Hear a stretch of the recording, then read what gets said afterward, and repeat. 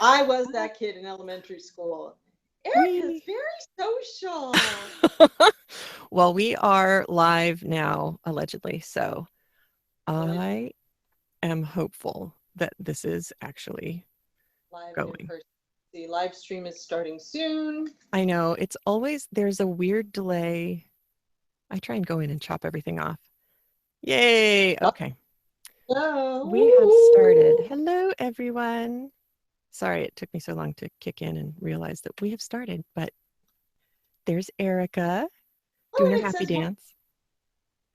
It's time Yay. for happy dance.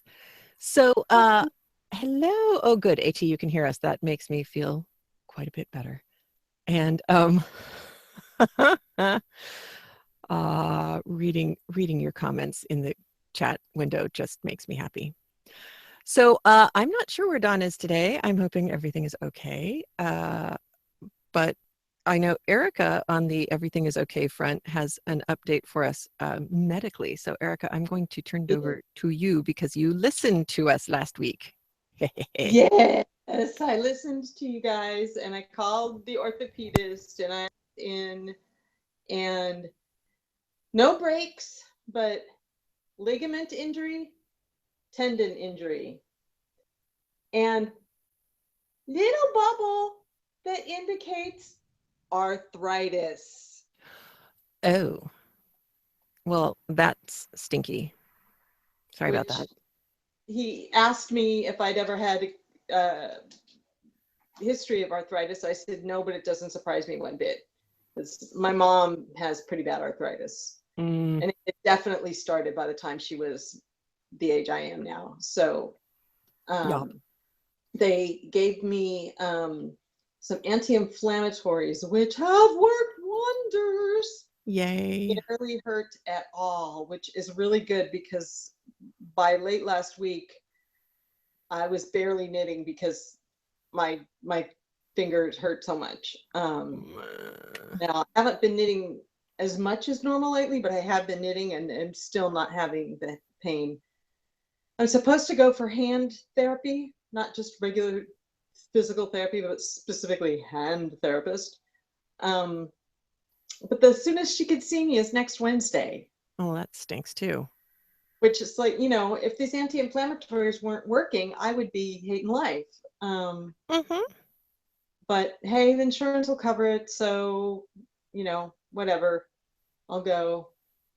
Oh, hello, Toshi. Here. So Yeah. that's the update on the hands. Well, I hope Dawn pops in because Dawn, in her previous life, Dawn was a physical therapist and she has Oh, always done a good job of letting me know if there were exercises that I could do on my own or if I really should wait for a professional to take a look. Um, so maybe she will manage to be here. And yes, I agree with Barbara that hand therapy sounds like something that all knitters should receive. Hand and shoulder therapy, said Heather you know, Hustel. I will put in a plug here. If you guys are ever get a chance to take the ergonomics for knitters class from Carson Demers at Stitches, or if he teaches at VK Live or whatever, take it. It is worth every penny. Yep. It helped me so much. He's a professional physical therapist and he's a knitter, so Yeah. he gets it.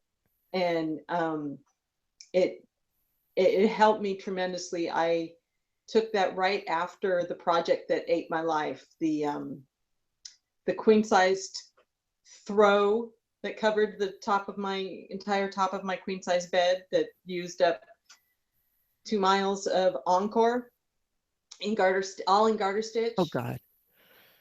Yes, Barbara, spelled exactly like that. Carson Demers. I'll get you a link then. Demers is the last name. Yep. Um, so anyway, that project almost wrecked me. But his class helped me tremendously. He and I So spoke together because I was teaching an ergonomics class back when I was teaching at Kiwi Knitting in Arizona, and um, I was the I was the ergonomic knitter teacher, and we compared notes back 1,000 years ago. I think it was right when he was starting to teach it, because the need is huge. Yeah. And it was nice because in my previous life, before I started working in Hollywood, before I started teaching, I actually was trained to do massage therapy, and the Ooh, massage therapy nice. courses. I I don't know how many people who listen actually have gotten trained in massage therapy, but oh my goodness, the amount of um, technical, physiological information, it's more than just here are muscles and it feels good if you do this to the muscles. It went way past that into anatomy, physiology. It was hundreds of hours, and so I have a lot of respect for physical therapists who do that much plus, the next huge level that's more system oriented, because they have to know how things affect each other thing as you go. And Carson, I remember Carson being really neat to talk to. He's very good and a nice guy. And yes, Barbara, the heaviness of the knitting, that's one of the places where the knitters started doing the under the armpit knitting so that they could get in there and have the weight of it held actually in the long knitting needle under the armpit. But it's also where those hooks came from. I don't know if you've seen them. They were special. Well, you had several different ways that they did it, but one of them was a hook, like a big version of this, like a big old S hook, but this side would be kind of sharp, and you'd stab it down into your, at the time, heavy skirts, and then this side had a different kind of sharp on it, and you would just load more and more of the Irish sweater that you were working on onto that hook, so it took all the weight for you. Because if you try and move around with one of those giant baby blankets or heavy wool sweaters, ah, I so need to have, very much like drapery hooks, AT. Yes, same idea. And it's I was looking to see if I had any examples of, but I don't. I got so used to doing socks, Erica. I don't know about you, but I got so used to having portable, really portable stuff that I haven't really attacked anything big in a long time. Oh, and we lost Erica. Holy cow, I'm just yammering on. Ha ha ha. Well, I hope she pops back in. So, Barbara, here's the thing about getting a massage license. Nobody related to you is ever going to get a massage again. You you just won't, because it's work, and you get to the point where you just don't want to do anymore when you're home. It's done. It's over. And yoga teacher training would be incredible, I would imagine, for anatomy physiology, because you have to learn, right? You have to learn how to get, not how to get, but how to recognize when somebody is standing in alignment so that you don't misalign them. Does that make sense? Am I making sense there? Because I know I've had trouble in yoga classes before, because being so tall and most of the teachers being so short, I'll move as far as I can move in one direction, and past that point, it's going to cause problems. And I know that because I know me. And yoga teachers will say, no, you should be like this. And I'll, no, really, I probably shouldn't, because my physiology is different. It's like when I took ballet and the teacher could jeté across the floor 17 times and I could do it twice. Same kind of an idea. Ah, Toshi, I love you too. It's so good to see you here. What time is it for you? It must be the crack of, oh my gosh. Yeah, Barbara, leg massages, especially on people who are muscled, like bicyclists, swimmers, that's serious work. I mean, the amount of pressure that you have to use in order to get in there and do any good. and not tickle them is extraordinary. And if they're not on a table, and if the table isn't at the right height, you can really hurt yourself, because what you have to do when you're working on someone like that is you have to be able to lean so that your upper body weight is part of what's pushing down on their muscles. If you try and, just freehand it, you're gonna do damage to your thumbs, to your wrists. Oh my gosh, you could do all sorts of bad things to yourself. Yes. Barbara says, yoga teachers should never adjust people deeper into a pose. Correcting alignment is okay, but it has to be with the student's active participation. Oh, yes, Barbara. And Tashi, yes, I think maybe you can. Hang on just a second. Tashi's asking if she can come play. And I think I know how to do this. Let's see if I can. Do I have your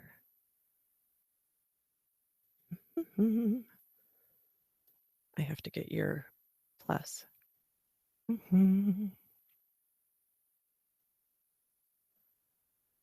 Okay, so take a look at your Google Plus, Tashi, and you may get, if it works, you will get an invitation, and then you can click on in. I don't know if you have a mic or a camera, but life is an adventure. And this was part of actually one of the things that I wanted to start doing, which is do more reviews, like review reviews, which I'm not even remotely doing right now. But with the reviews, one of the things that I wanted to fold into it was, if you have reviews of crafty websites you've found, of yarns that you're falling in love with, or needles, notions, supplies, patterns, pattern designers, somebody that somebody or something that you think would be useful for other people to know about, you can record it, send it in. You can let me know in advance. Oh, and Tashi, you've got to go to work. Okay, never mind. But think about that in the future, because that would be so much fun to have you on with us, all of you, actually, because I know everybody has their own special favorite things, and that would be so cool. It's all of a sudden today, it's warm here. It has not been for a while. So now, where'd my hair clip go? There it is. I'm putting my hair back up. So AT, you were at your Renaissance Fair recently. Was it last weekend when we were chatting? AT sent my boys some really cool leather journals last year. I think I even put a picture of the journals up in the show notes at the time. But AT just passed on the information that these journals, and I'll try and find the picture. If Erica comes back on, I'll find the picture. She told me that the people who make these, was it the weekend before? Okay, see, time is like compressed. The people who make these really cool journals at the Renaissance Fair near where she lives, they also made all the journals for the National Geographic people. This is the explorers, photographers people, I think, but also the National Treasure movies, the President's Book, which is so cool. I loved those movies. I know it's completely goofy. Aha, Erica's on her way back. But I get such a kick out of those movies. I know they're ridiculous. I like those movies better than I like the Dan Brown movies. What are they? Angels and Demons. There's a new one that just came out. I don't even know. Da Vinci Code stuff. So now Erica is back. Can you hear us now? Yeah. Oh, good. Yeah, sorry, my internet suddenly went out, so that was lovely. Kathy's here. Is your internet? Is anybody else at home right now? Yes, but she's not doing anything that would mess with that. Because I can take her.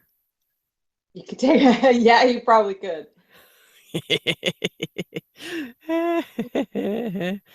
She gave me the 18-year-old glare. Did she? Yes. Yeah. Tell her to come give it to me. Yeah. We'll see how long that lasts. By the way, Soar. That's Nice. my glass from the 25th annual spin-off autumn retreat. Cool. So Uh I'm trying to post when the internet went down. When I referred to the project that ate my life, mhm. that is, if you look on Ravelry, it's Mitered Mania Throw by Melissa Leapman. And mine is the actual one in the book. It was a sample knit. So if anybody is curious and seeing what could eat my life, you cannot get an idea from the pictures from the book how huge this thing is. But Yikes. it was over 2 miles of 4 different colors of Encore. And if I Good never grief, use woman. Encore again, that will be fine with me. Yeah, well, yeah. So Because yeah.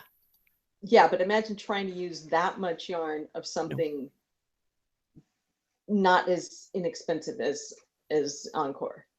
Nope. Something I'm not gonna imagine. insane. I'm not So gonna. It just scares me. yes. Scares me totally.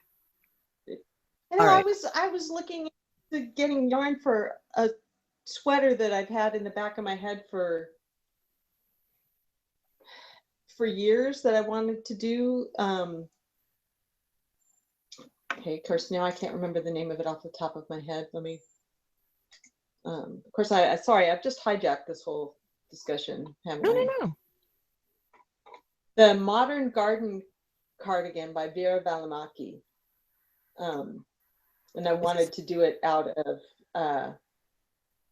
Cascade Lana Grande, but I can't throw down $50 right now for yarn for a sweater Oof. that is a want need. So, What but was it's a the name of really the cute Mitered Mania Throw. And I'll have you know I helped her choose that name. Did you know?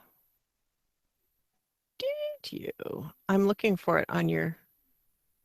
Well, if you just look on Ravelry, because Yeah. mine show the pictures. If you just look under it as a pattern, It's not the it'll baby Brown's blanket, is it? no, it's Okay. uh, if you just search, do search patterns and search Mitered Mania Throw. I was going at it by looking at your feed. That was. There's only one thing comes up, and not the one that's pictured on the chair. I would have to be able to spell mitered. Oh, bummer. No, you'll have to look at my stuff. Sorry. Well, you could look at it, but the picture that they have featured on Ravelry is somebody else's. Actually, I prefer found the it. colors on the one. This is the one you did as a book sample? No, the one I did that one, but that's not my sample. My sample was different colors. Okay. To see mine, it's under my projects under test and sample knitting. And it's under Mitered Mania Throw book sample, and it has a picture of me looking furious, or insane, depending on how you look at it. So I don't see a picture of your version though. if you scroll down, on mine, if you scroll down, you'll see the pictures from the book. Yes. Those are yours. Yes, but it really does not show humongous this thing. Here, I think I can share my screen to show everyone that's why I've been trying to. It truly covered the entire top of my bed. All right. So there's one picture Yeah, that from the book. yeah, that's the one that I actually made. I wonder if I can make that bigger. Oh, I can. Yeah, that would drive me nuts. Yeah. So Oh. imagine how many ends there were to weave in. Oh, that maketh my brain weep. Just imagine in Oh. what I ended up doing was I wove them in every you would do a row of miters and then do another row. And what I did was as I was joining on the next row, I would use that as a way of I would hide in the ends that way instead of going back later and weaving in all the ends. I Right. as I joined the next row of miters. I can't Of think of course, then another way to do it that wouldn't make you nuts. and then there was when I got like a row and a half past a mistake before I noticed it. And because it was going in the book, it had to be perfect. So I had to undo all that and go back and fix the one. Oh, I Uh, had to rip out my whole mitt yesterday. Well, not my whole mitt, half of the whole mitt yeah, on that's no on fun. the dragon, the little dragon mitt. I realized I'd made the thumb hole section way too loose, and it had Oh, made the whole bottom of the hand too big. So I went back and I ripped out hours. But now we're there with my little dragon scales for thing two. very. And then I have to figure out what to do for it was one of the things I emailed Dawn about and said, looking at this picture of somebody else's version of this, trying to figure out if it's just shell stitch that they used or I don't know. But I'll keep working on it now that I've ripped that out. And and decreasing on crochet is always a little weird. So I know I really like these too. And the yarn is a nice variegated. Let's see if I can get a nice close up of it. What Um, yarn is? that is an excellent question. I know it is sock yarn. I cannot for the life of me recall which someday I'm going to figure out how this stupid camera focuses. But I usually what I do is I stick the label, I'll roll it up and stick it down in the middle. And this is one of the skeins that children got a hold of.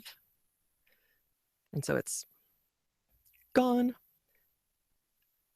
And I've had it forever. I mean, it's been in my stash for 100 years. So, but it's But it didn't destroy the skein, did they? Not like the not like a puppy. dog. No, I Got did the, another. He got another one. oh God. It I was my fault. destroyed the skein myself when I did the And unraveling. I was actually able to wind it back up though. That was good. Oh, If that's I good. if I were not concerned about the safety issue, I would just give her her own skein of yarn. I would go buy a skein of Red Heart or get some ugly yarn from my stash.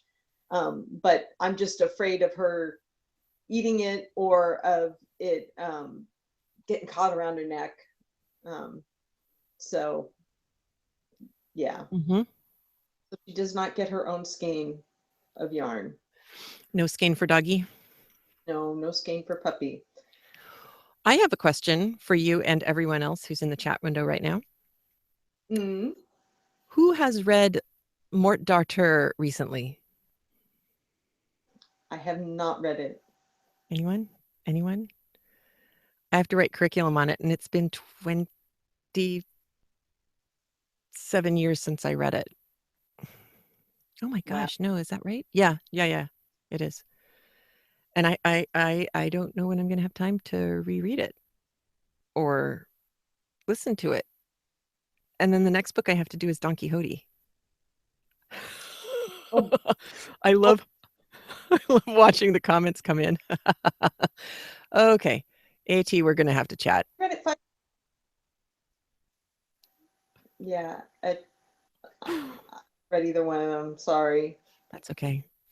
Don Quixote, I read, no, Don Quixote, I listened to the brand new translation of, we were still in Arizona. It's probably 7 years ago. And it was great, the new translation, but that's not the one that I get to teach from. Yeah. So that's going to be stinky. I'm pretty sure my mom read El Cid in Spanish, but that was, before you were born. So, But that's cool. yeah. AT, we have talked about doing Don Quixote many times. I get frightened, actually, of doing Don Quixote because it's just so. I thought Bleak House was big, but Don Quixote's harder because it's so meta and trying to. It's like explaining jokes. It's hard. It's hard. But I have ideas about doing Don Quixote and doing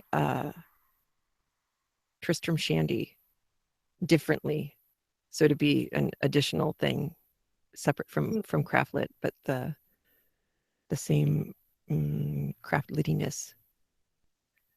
I don't know. We'll see. I've been trying to figure it out. Actually, yes, bigger and harder than both Bleak House and The Count, because it's like Tristram Shandy. Did I show you guys the picture from Tristram Shandy? I don't think so. Oh, I'll have you talk and I'll go get the copy of the book, because once you see the visual thing from Tristram Shandy and you grasp that that's Cervantes is doing much the same thing in Don Quixote, you'll see why it's terrifying. It's really tricky. There aren't too many things that actually scare me in life after teaching in New York City. And those two books really, but they're challenges and I want to take them on, but they have to be done the right way.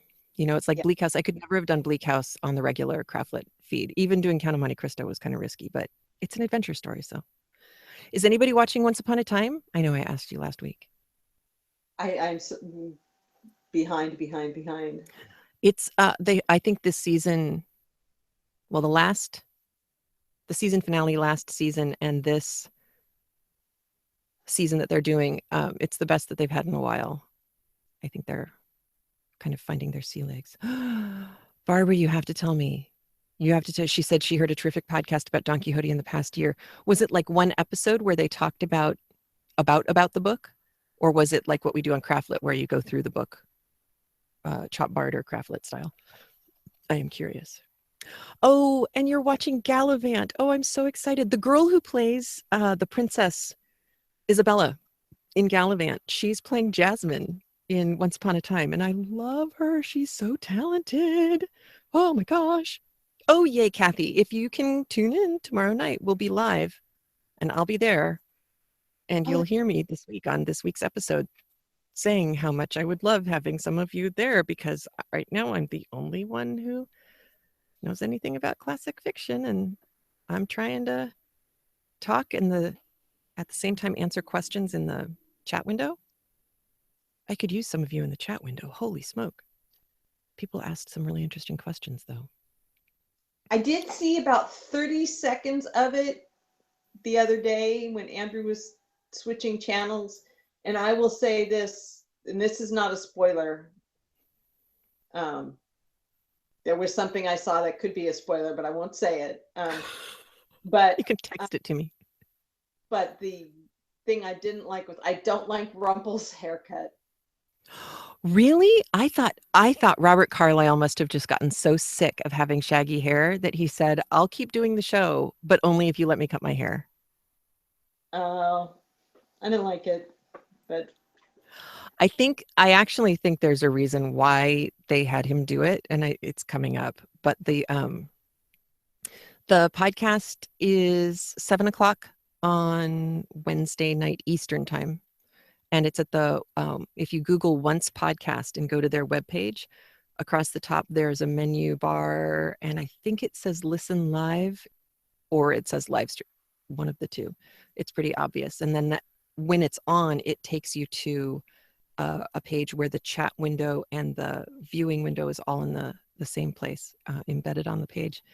And sometimes I appear, and sometimes everybody's just having bandwidth issues, and I can't. So, Kathy.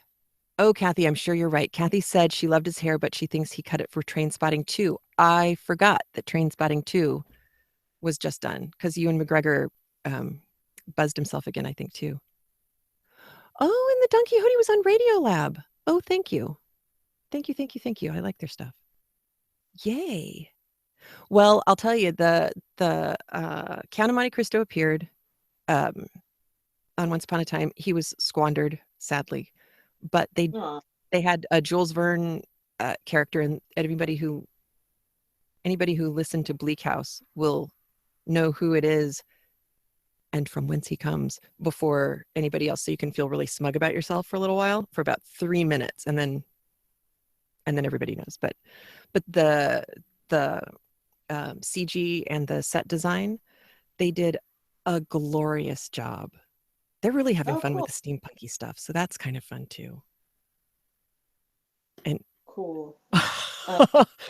Barbara put up quotes from the Radiolab. Everybody's heard of the book Don Quixote, but we had no idea how totally insane and how stirringly modern Miguel Cervantes' masterpiece really was. It's a story within a story within a story that beats Seinfeld to the punch by more than 400 years. And yes, that is true. That is so true and well put. And Tristram Shandy takes it even a step further. And yay, Kathy, you did feel smug. Yay, I know I did too. And then everybody knew, and I was no longer smug. It was fun while it lasted, though. All right, Erica, talk about something, and I'm going to detach myself from my speaker and go find the Tristram Shandy book so I can show everybody. Because I'll talk about my crafty stuff. Awesome. All right, here you go. Okie dokie. So here's progress on the socks that I showed last week. I have not moved the stitch marker. The stitch marker is in the same place it was last week, so that shows the progress. Let's see. Oh, you can see the colors as they change. This is just your basic Patton's Croix FX socks. So it's just a basic 3x1 rib, toe up. Same socks I showed last week. So I've made some progress, not as much. Yeah, not bad for crippled fingers. Well, it'll be much better progress this week because my finger is not so crippled. And yes, the autumn shades are very Erica. They're my colors. And then I did a little bit on another entrelac headband for my mom. This one is, I think there you can see it's a red tweed. And this is smaller because it's a little thinner yarn than the others. The others were worsted, but I'm really not sure what yarn this is. It's yarn that I had lurking in my stash, probably gotten for free from a friend. Also the dog did attack another skein of yarn. It was a partial skein of My First Regia. Oh, bye, Tara. Oh, Tara, I was going to talk about my corn muffins that you thought looked so good. I was going to tell you what was in them. I posted a picture. We had a chili cook-off that we participated in on Sunday at church. So I made a pot of chili and some cornbread. And Tara said that the cornbread looked really good when I posted a picture on Instagram. It was actually very, very easy. Simply 3 boxes of the Jiffy cornbread mix, 3 eggs, a cup of milk, 1 drained can of whole kernel corn, 2 drained small cans of mild green chilies, some chili powder, I don't know how much, just till it looked right, and a couple of large handfuls of shredded cheddar, and then some shredded cheddar on top. And they smelled really good and they got eaten up quickly, so they must have been good. And apparently, I'm told the chili was good. It was one of the first ones to get all eaten up. Some people specifically made some vegetarian stuff because there were some vegetarians in the crowd, but mine was extra meaty chili with pulled pork. So now you're making everyone drool. I am, and now I'm making a pot of that chili for my family because it was the most critical one in the family. Actually requested that I make some more because it got eaten up so fast at the potluck. So I have some in the crock pot right now. Wow, I'm doing so the cool. lazy version. I'm using canned beans instead of cooking my own beans, but it was still good. And I've been requested next time to make it spicier because nobody who made, apparently Andrew tasted all the chilies at the potluck, and none of them were spicy. So he's requested that next time I make them spicy. Make it spicy, so I shall. Did you put a link in the chat window yet for your chili recipe? What recipe? Oh, see, I came in late. So you just threw stuff in a pot? Yeah. I just it was, see if I can remember. I didn't make a ton. It was 3 cans of pinto beans, a can of corn, a can drained, a can of diced tomatoes, not drained, 2 cans of green chilies,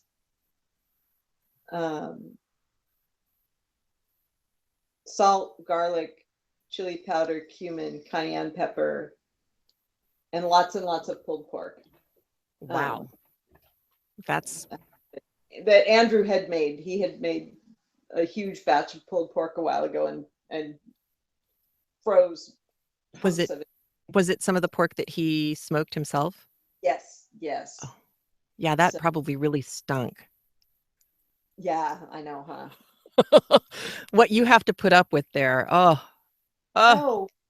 Well, he's getting ready for the holidays and making bacon and stuff to give people. So does he ship to Pennsylvania? I wonder what that would require. Frozen, what is it? Dry ice? It's so kosher, the bacon, let me tell you. Wow. That my mouth starts to water. Yep. I came home from Paris and my boys said, Mom, we don't want to hurt your feelings or anything because we like how you cook, but Grammy makes better bacon than you. And so I had to call my mom. It was already after she'd left. I had to call my mom and say, all right, what did you do? And she said, I turned it in the pan a lot, I guess. And she did. She just stood by the pan and kept flipping it over. Whereas I tend to get distracted and then I'm like, oh, darn, look, I have to turn these poor charred pieces of what used to be succulent meat. Yeah. Oh, well. But I was diligent and I made, what's it called? I call them German pancakes, but the rest of the world apparently calls them Dutch baby or German baby. Yes, they're awesome. Yeah. I remember them well. Yes. And since you put those in the oven, I was able to do the bacon the proper way, according to the boys. And they appreciated it. So now I'm teaching them how to do all this stuff. Good. They need to know. And the 16-year-old he's actually starting to pay attention to going to college and what he needs to do and that he's going to have to know how to do things, cook things and eat. So and button on and things like that. Yeah. And to answer Barbara, yes, the homemade bacon is fantastic. It's a boatload of work. Well, I wouldn't say that. It takes a long time. To smoke And to smoke it or cure it? to cure it, because you've got to, it's got to sit in the cure for like a week before you smoke it. Is it like Uh, a salt brine? I've never known. yeah, I don't know what all he puts in it. I just know that when Andrew makes it, there's no sugar, opposed to the vast majority of commercial bacon has Sure. sugar. I've only found so far 2 brands of commercial bacon that do not have sugar nasties. And that is the Costco Kirkland low sodium Yep. bacon, no sugar nasties, and the Smart and Final house brand bacon does not have sugar nasties either. Really? I'm finding that a lot of the store brands are the ones that are the safest when it comes to additives that really don't need to be there. Right. I, I can't figure out if it's actually cheaper for them, since it's kind of an in-house brand, to not go into purchasing a whole other set of ingredients. If it's just easier to say, you know what, we ship it to our own places, there's no extra added time, so we don't have to add as many preservatives or sugars or salts. Right. I sure appreciate it, because ours here, we have giant grocery stores here, and I like, and Acme, we also have this store, which is hilarious, because you walk in and say, do you sell anvils? And they just look at you like, really? It's only the 8 millionth time I've heard that joke. Yeah. Yeah. It's like, do you have Prince Albert in a can? Let him out. Let him out. Yeah. No, it's both of them have good store brands. And I found my books. Yes, your books. So the first thing, Show me your book, baby. Tristram Shandy. So this is I know this is backwards for you. You don't actually have to be able to see It's actually the not. is it okay for you? Or is it, Yeah. are the letters backwards? It's not backwards. It's not Okay. backwards. So um, the whole story in Tristram Shandy is that it's a guy who's decided to tell you, bye Toshi, bye. It's a guy who's decided to tell his autobiography, or well, to tell his own story, which turns out to be an autobiography. However, it starts, and mind you, he wrote this, Lawrence Stern wrote this in 1760. Okay, so this is 100 years before The Woman in White. And the first page of the first chapter is about himself being conceived. Right? Okay. So that's kind of crossing a line. And the way he alludes to it is he talks about how every night his father had a routine, and his routine was to go around the house winding up the clocks so that they would be ready to run for the next 24 hours, and that the last thing he was supposed to do was wind up his wife.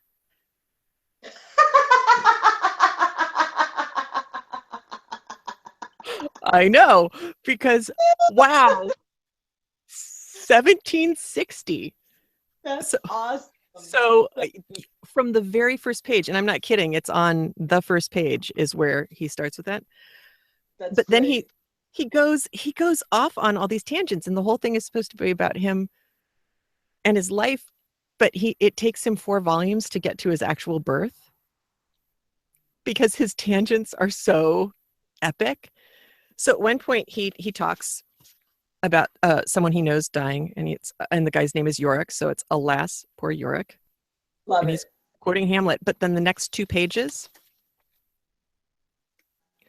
are in mourning for Yorick. This is Okay. 1760. He had the book printed with completely black pages, as just letting you know that as a writer, he felt very deeply about this. And so not only is he in mourning, but his book is too. And then he picks up the narrative just like normal. So you know you're already in weird territory, because that's page 23. I had no idea. Wow. But I know, because who reads this? Crazy people. But then, and I mean, you have to look. So we're what is that? Two-thirds, three-quarters of the way into the book. He has, this is like volume 5. He says, so I'm getting beginning to get fairly into my work, and by the help of a vegetable diet, with a few of the cold seeds, I make no doubt, but I shall be able to go on with my Uncle Toby's story and my own in a tolerable straight line. Now, he says, these were the 4 lines I moved in through my first, second, third, and fourth volumes. And that is his representation of what his narrative arc looked like in those first 4 volumes. And then he says, in the 5th volume, I've been very good. The precise line I have described in it being this. So that's volume 5. In volume 5, he actually does have annotations A, B, C, and D with all the subsets in there. And then he says, by which it appears that except at the curve marked A, where I took a trip to Navarre, and the indented curve B, which is the short airing when I was first there with Lady Bossier and her page, I have not taken the least frisk of a digression until, and then he goes into another digression. That's great. So I don't think it can be done on an audio only podcast. Because I've actually been listening to an audiobook version that they have over at Audible, and the guy does a beautiful job of reading it, and his voice is absolutely loaded with irony or sarcasm or charm, whatever is called for. But I know what the pages look like, and it's hard. Although, what's his face? There's a movie version of Tristram Shandy called A Cock and Bull Story, because that's actually, it's in the book. That's where that whole idea of, a story that it's like a shaggy dog story. Right. Tristram Shandy calls itself A Cock and Bull Story. And so there's a movie about making a movie of Tristram Shandy. Gillian Anderson is in it. And I can't remember the name. He's a comedian. If you saw, what was it, Operation Thunder? What was the Ben Stiller movie, the comedy with Robert Downey Jr. playing an African-American actor? Tropic Thunder? Tropic Thunder. Okay, the guy who played the director who gets blown up, that's the guy who did, I can't remember his name. Kathy and I are like psychic. Oh, Coogan. Yes. But yes, he did Cock and Bull Story. The only place I could find it, Steve Coogan. Thank you, Kathy. Thank you for being my brain. The only place I could find it was to buy it on Amazon, and it was like a $3.50 DVD because nobody's buying it. So it's hysterical, and they talk a lot about the book, but they all are also trying to make a movie of the book, and they can't do it. So just like the book never actually gets to Tristram being born, the movie never actually gets a movie. And Jeremy Northam was in, that's right, it's really good. Really, really good. So again, I'm putting Don Quixote and Tristram Shandy in the same category, and I've been trying to figure out how to do it. I have ideas, but I also need backup. AT said Flatland was hard enough. Yes, it's hard to understand Flatland without looking at all the diagrams. And Kathy, quite a few people thought it was the porn of the 1700s. There were a lot of people who were not thrilled with Mr. Stern. They got a little stern about Mr. Stern. I know, it's painful. All right. That's about it. Other great updates. The puppy is hanging in there. The jury is still out on whether we're adopting or fostering. I am open to recommendations on no pull harnesses for her. We tried a couple of them and have not been happy with either one. But we definitely need a no pull harness for her. For training her for the whole walking thing, because she's got 2 modes, this dog: cuddling and running. There's no in between for her. The gender, I'll look into that. Thank you, AT. But she's still hilarious. Apparently she's afraid of ukulele music. Oh, that's Uh, odd. Abby borrowed her friend's ukulele yesterday, and Honey was acting like she was afraid of it, but I wasn't really sure if I was misinterpreting. So I was sitting on the floor with her, and Abby was sitting a couple feet away on a bench playing ukulele. And then to test it, she leaned in closer to Honey as Right. she's playing ukulele, and Honey backed away. Ooh. So Ooh. I thought it was pretty hilarious. This tough pit bull, afraid of the ukulele music. She's also afraid of the vacuum cleaner, but she'll watch it from a safe distance, but up close, no way. So it cracks me up because people think they're such tough dogs, and she's afraid of ukulele music. So Mm-hmm. We had a rescue who was very afraid of men with canes. ooh, Yeah, yeah. It that's was not encounter terribly often, but yeah. still. It was sad, but the doggy was very happy with us. So that was good. And I'll talk to my stepmom. She's the doggy expert. She trains them and works with she used to work with Gabriel's Angels, which was a doggy companion foundation charity in Arizona, but now she works with in Tucson and I think Phoenix. There's a children's shelter called Casa de los Niños, and Oh, she goes to sit with the children with dogs. These are children who get whisked in and out. They're constantly mobile. People who shouldn't get their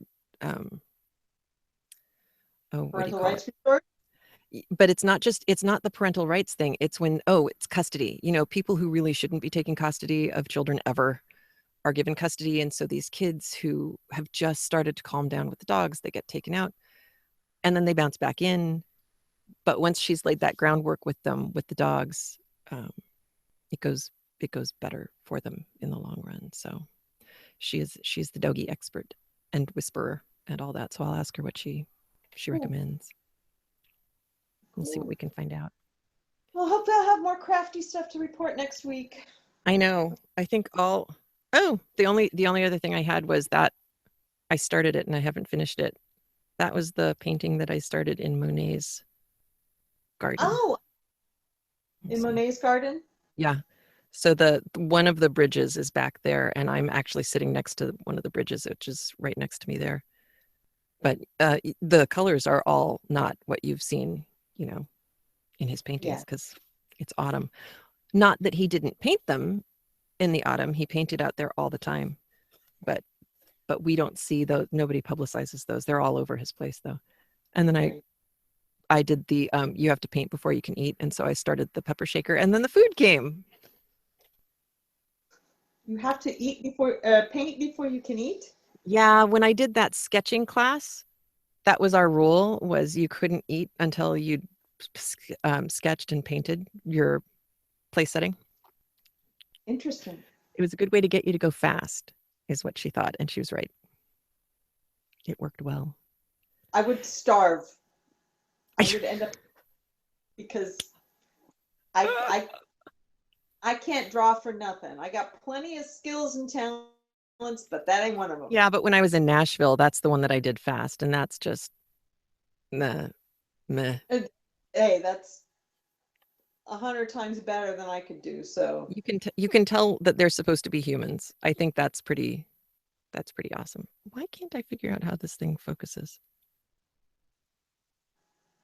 Someday. There, uh, for a second. it, I think it's because we are humanly incapable of holding things still. I think that's why. Maybe it's it. I should have a mount, Type like thing. Yeah. tripody thing for it. C'est la guerre. All right. So I put up my chili recipe for everyone. So I'm going to rescue all the links that we put into the chat window for everyone, and I'll put those underneath the live stream in the Okay. YouTube thing. And then Colette, my fabulous assistant, who goes and finds links for all of the things that we talk about because she's good. Nice. Then there will be a few that Colette doesn't have to find. Cool. Yay. Which means you can laugh longer about Tristram Shandy. Oh, and do you have that picture that I texted you of Miss Abby yesterday? Yes. Hang on just a second. I'll pull it right back up. I They just would have to appreciate. suck it off of my messages. So you guys you haven't actually met Abby because she has declined to appear on camera, but people have heard much about Abby. This Heather is now showing. Abby has to present her banned book project at school, and I'm waiting for it to show up on the YouTube because of the delay. Yeah. She had already started reading this book when the banned book project came up, assignment came up, and she got permission to read this. The teacher handled it well because some of the books are controversial, of course, because they've been banned. That's why. So the kids had to bring home this form that we had to sign saying, yes, I give my kid permission this book and do a presentation on it. So it's she was supposed to do a presentation yesterday, so she dressed appropriately. And then there ended up not being time, so she's got to do it today. So did she put false eyelashes on underneath her eye? She didn't. She was just going to put eyeliner on just the one eye. But I trust this literary group to recognize even as fuzzy as it looks on YouTube, which is too bad because it's totally clear on the Google chat. It looks fuzzy on the YouTube. The book that she did hers on. But there apparently a few kids chose to do Lolita. Wow. So yeah, this is why they had to show proof that they had gotten permission from their parents. Now, what year is she in high school this year? She's a sophomore. Wow. So yes, it's honors English, but this, as I told Heather yesterday, this teacher ain't playing. They just finished the Metamorphosis, and she got an A on her last paper about it. Well, who is surprised about that? This teacher is quite a tough grader, so that was it. What? They call her the dragon lady at school. Sarah piped up with. Did you hear her? They call her the dragon lady at school, but she's also a very popular teacher. And their next book that they're doing is Oedipus, which is a lighthearted romp through ancient Greece. Yeah, totally, man. You do have the Tom Lehrer song on your iPod, right? There once was a man named Oedipus Rex. You may have heard about his odd complex. His name appears in Freud's Index because he loved his mother. No, I will have to look at that. I'll be sending that one to you. There's also a reference to Oedipus in that highly classy Mel Brooks movie, History of the World Part 1. Very classy. I don't know if you remember the reference I'm talking about. Yeah. There are some excellent Oedipal jokes that can be bandied about willy-nilly, but they are not rated, so No, but I seriously, I wanna come and take English from her teacher. I just put a link to the YouTube of Oedipus Rex, Of the song, you mean? the song. Yeah. Tom Lehrer in the 50s and 60s did some brilliant satires, and Oedipus Rex is one of his best known. But I think after you listen to that, go and find New Math. And if you can get the video of him doing it, it comes and goes because he's still alive. Well, then there's Poisoning Pigeons in the Park. Always a winner. And the Masochism Tango. And didn't he do one on the Elements too? Yep, he's the one who did the Element song. So, And he did a bunch of songs for the Electric Company. He did Silent E, What Can Turn a Man into a Mane, What Can Turn a Can into a Cane. I love it.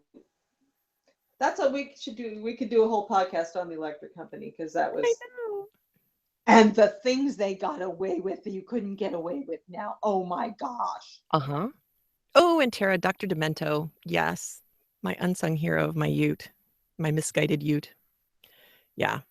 Vatican Rag. Yeah. Oh, Genuflect, genuflect, genuflect. Yeah. Anybody who does do whatever steps you want if you have cleared them with the pontiff. That's a Lin-Manuel line right there. Boom. I love it.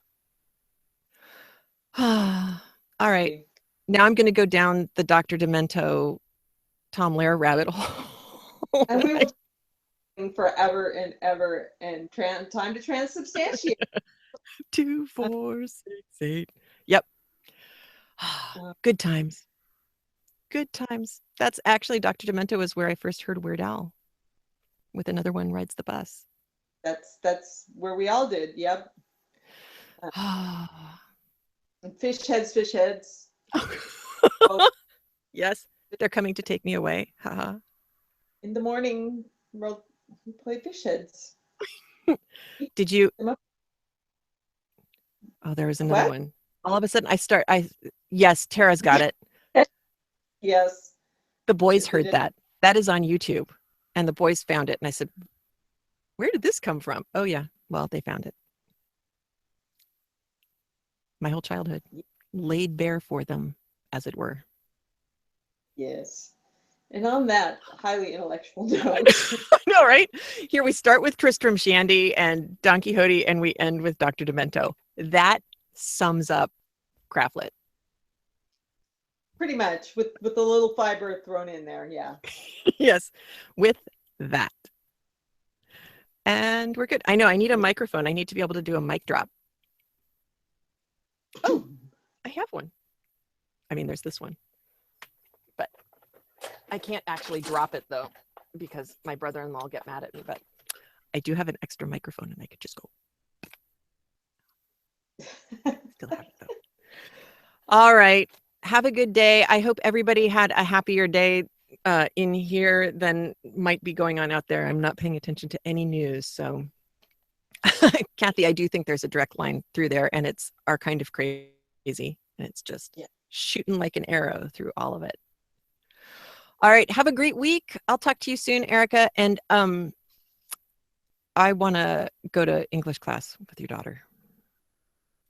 Talk to me. Well, come on out. You'd be welcome anytime. She'd be thrilled to have you. Would she live stream? Will the teacher live stream for me? I think she's enough of a ham. She probably would. Awesome. I should talk to her. That would be hilarious. I think Tara just put up, what does the fox say?